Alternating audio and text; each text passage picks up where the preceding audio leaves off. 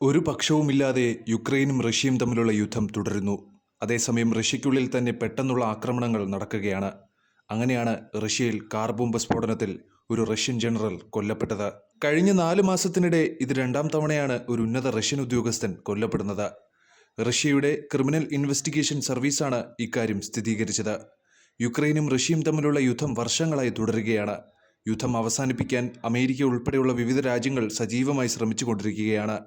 എന്നിരുന്നാലും സമാധാന ചർച്ചയ്ക്കുള്ള പദ്ധതികൾ വലിയ ഫലമുണ്ടാക്കുന്നില്ല എന്നതാണ് സത്യം. അതേസമയം ഏറ്റവും പ്രതീക്ഷിക്കാത്ത സമയങ്ങളിൽ പോലും റഷ്യ യുക്രൈനിനെ ആക്രമിച്ചുകൊണ്ടിരിക്കുകയാണ്. നേരത്തെ സൂചിപ്പിച്ച പോലെ കഴിഞ്ഞ 4 മാസത്തിനിടെ ഇത് രണ്ടാം തവണയാണ് ഒരു മുതിർന്ന റഷ്യൻ ഉദ്യോഗസ്ഥൻ കൊല്ലപ്പെടുന്നത്. റഷ്യൻ സൈന്യത്തിലെ പ്രധാന പ്രവർത്തന വകുപ്പിന്റെ ഡെപ്യൂട്ടി മേധാവിയായിരുന്നു ലഫ്റ്റനന്റ് ജനറൽ യാരോസ്ലാവ് മോസ്കലിക്. മോസ്കോയുടെ പ്രാന്തപ്രദേശമായ ബാലഷിഖയിൽ വെച്ചാണ് അദ്ദേഹം കൊല്ലപ്പെട്ടത്. അദ്ദേഹത്തിന്റെ കാറിൽ ബോംബ് സ്ഥാപിച്ചിരുന്നു. കാർ സ്റ്റാർട്ട് ചെയ്യുന്നതിനിടയിലാണ് ജനറൽ യാരോസ്ലാവ് കൊല്ലപ്പെട്ടതെന്നാണ് Russian criminal investigation service report ചെയ്യുന്നത്. ഈ സംഭവം റഷ്യയിൽ വലിയ ഞെട്ടലാണ് ഉണ്ടാക്കിയിരിക്കുന്നത്. കൂടാതെ മോസ്കാലിക്കിന്റെ വീടിനടുത്ത് വെച്ച് കാർ പൊട്ടിത്തെറിക്കുന്നതിന്റെ വീഡിയോയും സമൂഹമാധ്യമങ്ങളിൽ പ്രചരിക്കുന്നുണ്ട്. അദ്ദേഹത്തെ കൊല്ലാൻ ആഗ്രഹിച്ചതിനാലാണ് അവർ ബോംബിൽ മൂർച്ചയുള്ള കഷ്ണങ്ങൾ നിറച്ചത്. സംഭവത്തെക്കുറിച്ച് വിവരം ലഭിച്ചയുടൻ അന്വേഷണ വകുപ്പ് ഉദ്യോഗസ്ഥർ സ്ഥലത്തെത്തി. പ്രാഥമിക അന്വേഷണം നടന്നുവരികയാണ്. സംഭവസ്ഥലത്ത് ശേഖരിച്ച ബോംബ് ഭാഗങ്ങൾ ഞങ്ങൾ കണ്ടെടുത്ത് പരിശോധനയ്ക്ക് അയച്ചിട്ടുണ്ട്. അന്വേഷണ വകുപ്പിന്റെ വക്താവ് സെറ്റ്ലാന പെട്രങ്കോ പറഞ്ഞു. സംഭവത്തിന് ആരാണ് ഉത്തരവാദി എന്നതിനെക്കുറിച്ച് റഷ്യൻ സർക്കാർ ഒരു വിവരവും പങ്കുവച്ചിട്ടില്ല.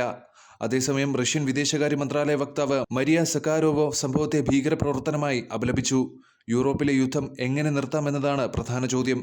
എല്ലാ ദിവസവും നിരവധി ആളുകൾ ഇതിൽ നിന്ന് കഷ്ടപ്പെടുന്നുണ്ട്. പലർക്കും ജീവൻ നഷ്ടമാകുന്നു, അദ്ദേഹം കൂട്ടിച്ചേർത്തു.